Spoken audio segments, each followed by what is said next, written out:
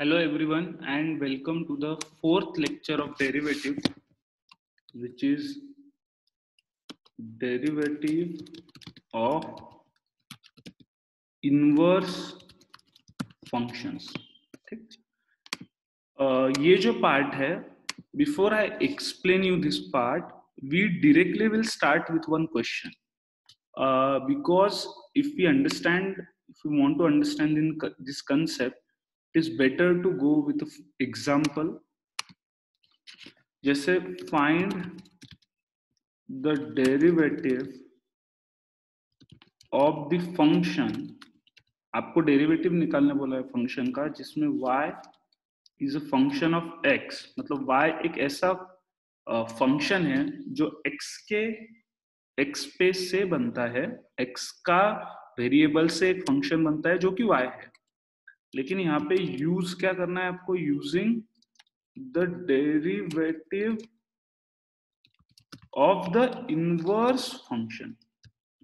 आप इसका direct derivative निकाल सकते हो, लेकिन आपको इनवर्स फंक्शन का यूज करना है, derivative of inverse function.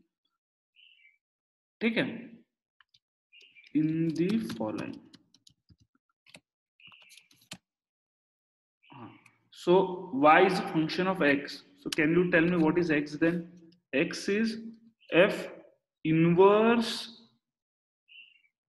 raised to power f raised to power minus 1, f raised to power minus 1 है वो। तो x कैसा फंक्शन बनेगा, जो कि y इनवर्स का फंक्शन बनेगा। मतलब मैं आपको फिर से समझाता हूँ ये क्वेश्चन का क्या मतलब है।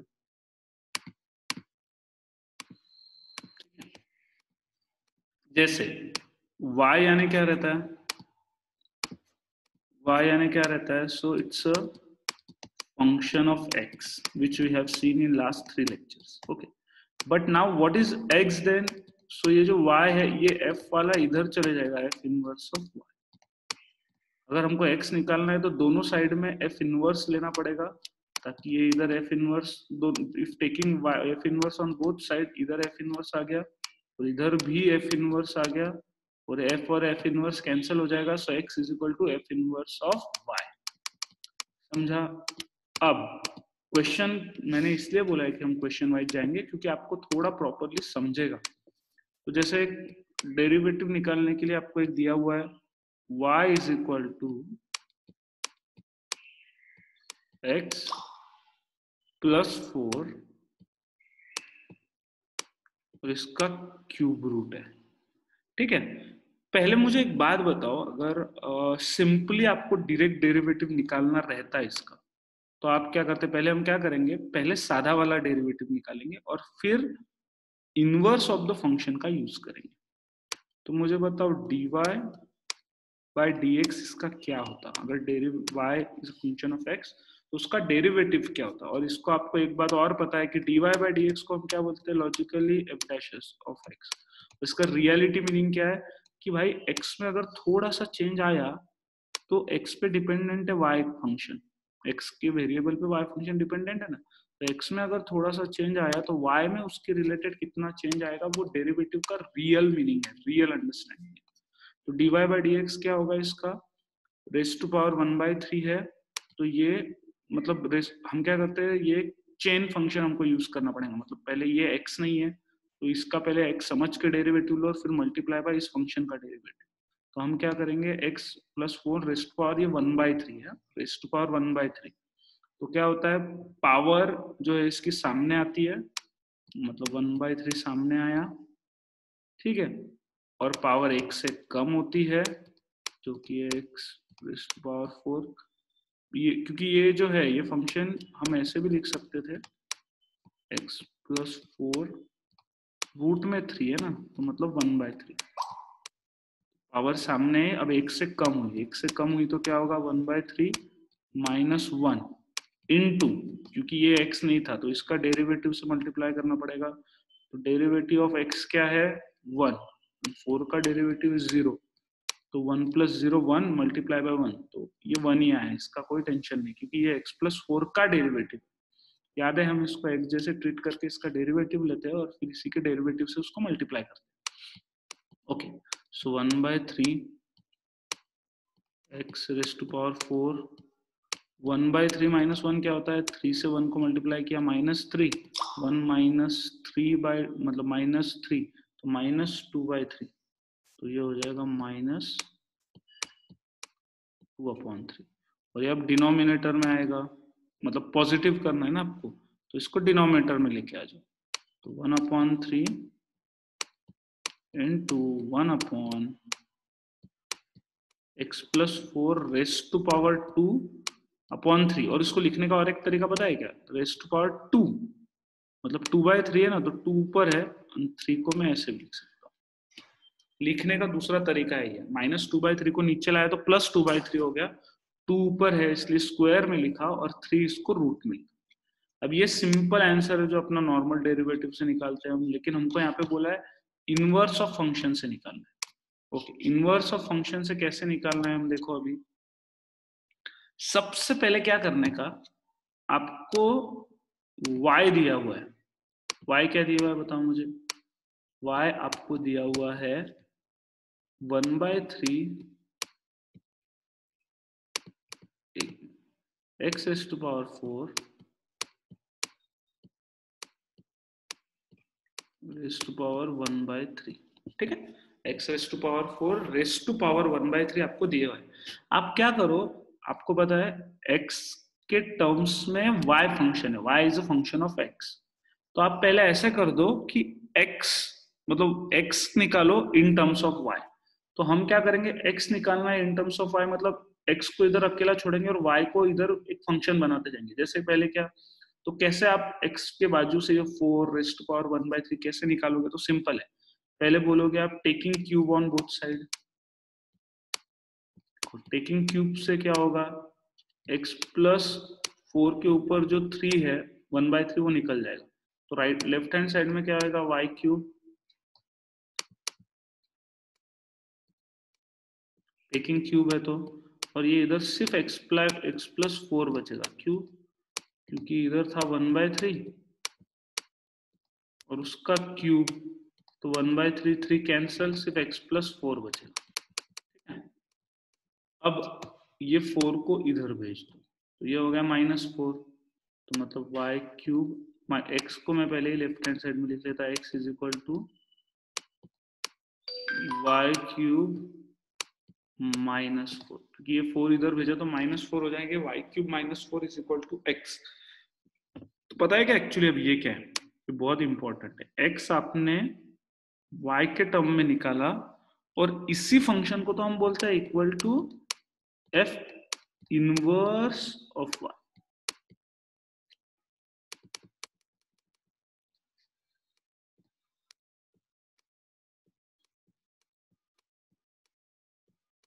f inverse of y that is x, ठीक है।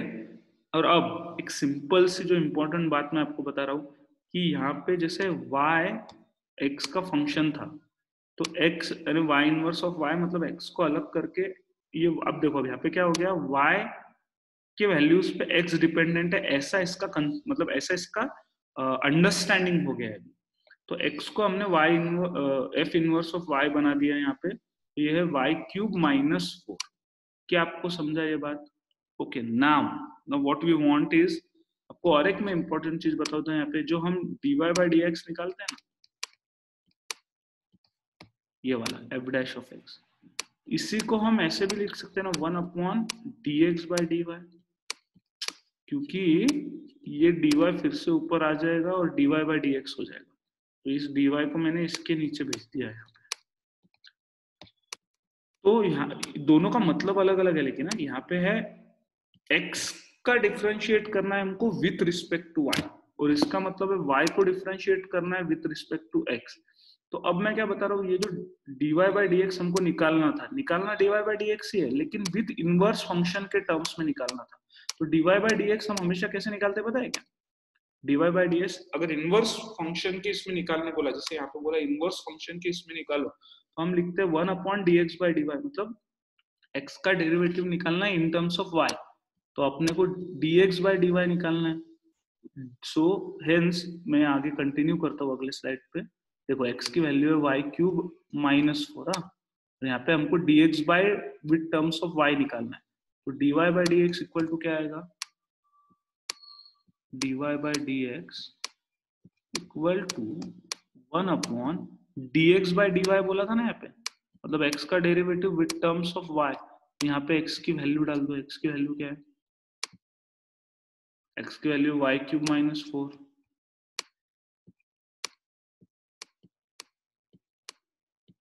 ठीक है, देखो यहाँ पे ये x की जगह पे y³ - 4 डाल दिया। इसका derivative with respect to y निकालना है हमको, तो क्या आएगा? dy by dx is equal to 1 इसका डेरिवेटिव निकालना y³ का डेरिवेटिव क्या आएगा? 3 सामने आएगा और पावर 1 से कम होगी। अपन कैसे करते थे? x⁻n का डेरिवेटिव क्या था? n सामने आता था और 1 से कम होता था, और -4 का इज अ कांस्टेंट, सो इसका डेरिवेटिव 0। तो ये आ गया आपका value dy by dx is equal to 1/3y²। ठीक है, तो यहाँ पे डेरिवेटिव आया आपका dy by dx का, बट इन टर्म्स ऑफ अपने इनवर्स फंक्शन निकाल है। अब यहाँ पे y की वैल्यू डाल दो। y की वैल्यू क्या थी लास्ट में? यहाँ पे देखो, आपने बोला था y is equal to x+4⁻³ ये वैल्यू डाल दो। x+4, ठीक है, ⁻³ मतलब 1/3 और फिर उसका स्क्वायर है ये y²। देखो तो 1/3 इंटू y², तो y का स्क्वायर रखा पर y की जगह पे डाला x+4⁻⁻⁴ ये देखो जो ओरिजिनल प्रॉब्लम था। और अब जब आपका जो आंसर आया वो अपने आंसर से देखो कैसे मैच करता है। आपका इधर आंसर क्या आया? 1/3 x+4 उसका क्यूब रूट और उसका स्क्वायर। ये देखो 1/3 x+4 का स्क्वायर और क्यूब रूट, और ये सेम ही है। मतलब हम इसको ऐसे भी लिख सकते हैं 1/3, इसको 3 लिखो, x+4 का स्क्वायर लिखो, वो बाहर हो या अंदर हो सेम ही होता है। मतलब इसको ऐसे भी लिखा जा सकता है 1/3 x+4 2/3, क्योंकि (2 है और यहाँ पे 1/3 है, इसको साथ में भी लिख सकते हैं।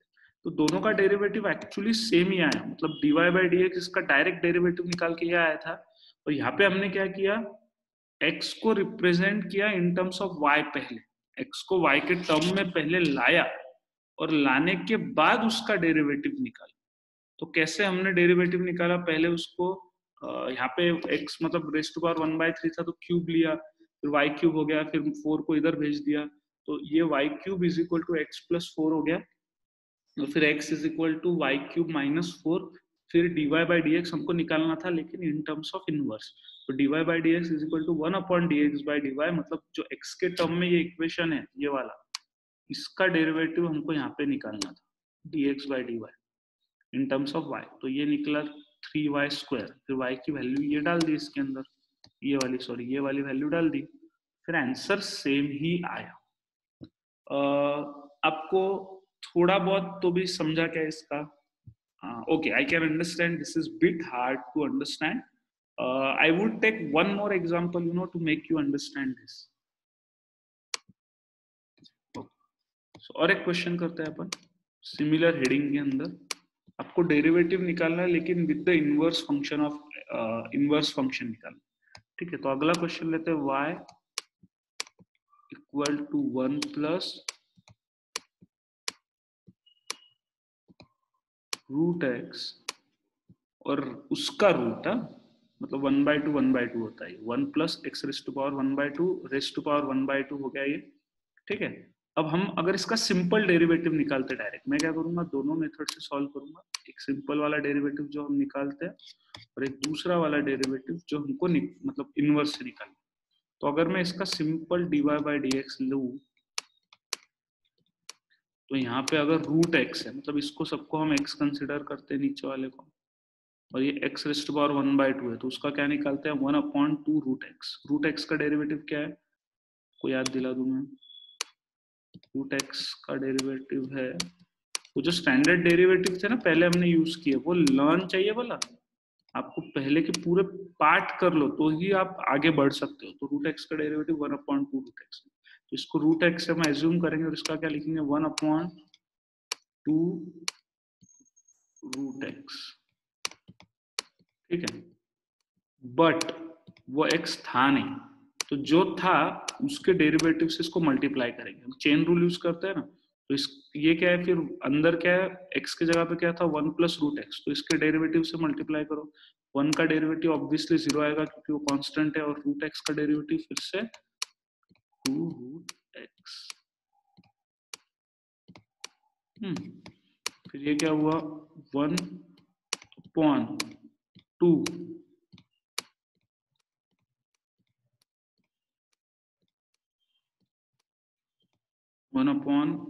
सॉरी इसका स्क्वायर रूट भी है, 2 into root of 1 plus root x into 0 add करने से कोई फर्क नहीं पड़ेगा, 2 रूट एक्स। ये 2 इंटू 2 पकड़ लो आप, कितना हो रहा है, 2 इंटू 2 4, आंसर ऐसा आएगा 1/2 इंटू 2 4। ये रूट एक्स ऐसे कैसे आएगा, ये वाला रूट एक्स इंटू ये रूट में क्या है 1 प्लस रूट एक्स। ठीक है, इसी को सिर्फ रीअरेंज किया मैंने, 2 इंटू 2 4 किया, ये रूट एक्स पहले लिखा और फिर ये बच्चे हुए टर्म लिखा। तो ये आपका आंसर आया सिंपल स्टैंडर्ड डेरिवेटिव से। लेकिन हमको तो अब इनवर्स से निकालना है। इनवर्स से निकालना है मतलब क्या, तो हमको पता है कि dy by d x equal to, इसमें क्या होता है 1/dx बाई dy। और पहले आप x के टर्म में y का इक्वेशन बनाओगे, अभी x के लिए y के टर्म्स में, तो हमको y क्या दिया हुआ है, y is equal to 1 plus root x का स्क्वायर। तो एक काम करो, अपने को x अलग करना है ना, स्क्वेयरिंग ऑन बोथ साइड कर लो। स्क्वेयरिंग करने के बाद क्या होता है, y का स्क्वायर इक्वल टू इधर से इसका स्क्वायर हट जाएगा, स्क्वायर रूट हट जाएगा, 1 प्लस रूट एक्स।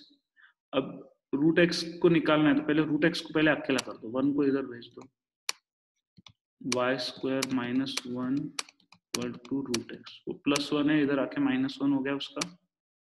हमको x चाहिए, x in terms of y। फिर इसका डबल से स्क्वायरिंग कर लो, स्क्वायरिंग ऑन बोथ साइड। तो ये क्या होगा, वाई स्क्वायर -1 का स्क्वायर और रूट x का स्क्वायरिंग करने के बाद ये हो गया x। ठीक है, वाई स्क्वायर -1 तो ऑलरेडी था, उसका स्क्वायर और रूट एक्स का स्क्वायर x। अब ये देखो परफेक्टली x के टर्म में आ गया। अब अपने का ये यूज करना है, dy by d x is equal to 1 by x, dy by d x is equal to 1/dx by dy। तो हम निकालना dy बाई डी एक्स ही है, लेकिन इनवर्स का यूज कर, तो 1/dy by d x is equal to 1/dx by dy ना, x के जगह पे मैं लिखूंगा वाई स्क्वायर -1 इसका square on dy dx by dy। तो मुझे बताओ, वो ऊपर वाला पावर है, पावर का हम कैसे निकालते हैं डेरिवेटिव, तो x, वो जो अंदर का वाई स्क्वायर -1 है, ये जो अंदर का वाई स्क्वायर -1 है, इसको x के जैसे ट्रीट करेंगे, x raise to power n। Power सामने आती है, 1 से कम होती है, और फिर उसका डेरिवेटिव, राइट। तो इसका डेरिवेटिव आएगा 1/, वाई स्क्वायर -1 का स्क्वायर, तो 2 पावर सामने आती है और 1 से कम होती है, 1 से कम हुई तो 1 हो जाएगी, तो 1 लिखने का काम नहीं, पावर सामने आई, 1 से कम हुई, मल्टीप्लाई बाय वाई स्क्वायर -1 का डेरिवेटिव, क्योंकि वो y नहीं था, मतलब y raise to power n रहता तो n सामने आता, 1 से कम होता, but chain rule, y square -1 का मल्टीप्लिकेशन क्या आएगा, डेरिवेटिव क्या आएगा, मतलब वाई स्क्वायर का फिर से 2 सामने आएगा, 1 से कम होगा 2y, और 1 का डेरिवेटिव 0। तो ये आ गया 2 in bracket y square -1 into 2y। अब 2 इंटू 2 क्या आएगा, 4 होएगा, 1/4 y into in bracket y square -1। और अब y के जगह पे x की वैल्यू डाल दो, फाइनल आंसर क्या होगा 1/4। ठीक है, y की वैल्यू क्या है, y की वैल्यू तो 1 प्लस, देखो y की वैल्यू क्या है, 1 प्लस रूट x, मतलब उसका स्क्वायर रूट। तो y की वैल्यू ये है, ये डालनी है आपको। सो 1 प्लस y। ठीक है, तो y के जगह पे मैं क्या डालूं, आप बताओ मुझे। y के जगह पे डालूंगा मैं 1 प्लस रूट एक्स का रूट 1 प्लस रूट एक्स, और ये है रूट के अंदर, ठीक है, इनटू वाई स्क्वायर म्हणजे क्या 1 प्लस रूट एक्स, और ये देखो हाँ एक सेकंड, वाई स्क्वायर है तो मैं क्या कर रहा हूँ सुनो अभी, y यानी क्या ये 1 प्लस रूट एक्स और इस पूरे इसका रूट, वाई स्क्वायर मतलब इसका स्क्वायर, तो ये 2 और ये रूट कैंसिल हो जाएगा एक्चुअली, तो मैं डायरेक्ट 1 प्लस रूट एक्स ही लिखूंगा वाई स्क्वायर की जगह पे, -1। आपको समझा क्या, वाई स्क्वायर की जगह पे मैंने 1 प्लस रूट एक्स क्यों लिखा, क्योंकि वाई की वैल्यू है root 1 plus x square, taking square on both side, ये वाई स्क्वायर ये स्क्वायर, ये 2 और ये 1/2 कैंसिल, ये 1 प्लस रूट एक्स। अब देखो ये +1 -1 कैंसिल हो जाएगा और फाइनल आंसर क्या आएगा 1/4 root 1 plus root x into +1 -1 cancel यानी 1/, ये रूट एक्स, ठीक है। So 4 root x into root of 1 plus root x, ये वाला, और ये वाला आंसर चेक कर लो, सेम है, सेम आया कि नहीं आंसर, सेम आया, करेक्ट। तो इसमें अपने इनवर्स में क्या सीखा, इनवर्स यानी क्या है, तो सपोज x के टर्म्स में y बनता है, तो x y के टर्म में अगर बना, मतलब x एक वेरिएबल है, उससे एक इक्वेशन बनता है y का, तो आपने उल्टा कर दिया, y के टर्म्स में x बना है, और dy by d x is equal to 1/, dy by d x is equal to 1/, dx by dy, इसका यूज आपने किया। मैं एक काम करता हूँ और एक प्रॉब्लम लेता हूँ, तो आपको और थोड़ा सा क्लियर उसकी आइडिया मिल जाएगी, क्योंकि ये न्यू टॉपिक है, I can understand this seems to be bit hard for you to understand. जैसे अभी और एक सपोज लेते हैं अपन, y इक्वल टू, सिंपल वाला लेते हैं, y equal to log of x। तो अगर मैं आपको बोलता यार सीधा सीधा बताओ कि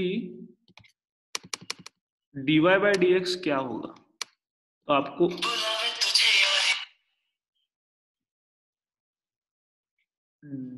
dy by d x, okay okay, so इसका dy बाई डी एक्स क्या है आपको अच्छे से पता है, log ऑफ x का तो डायरेक्ट ही आपको पता है, log ऑफ x का डेरिवेटिव आता है 1/x, correct, log of x का डेरिवेटिव है dy बाई डी एक्स।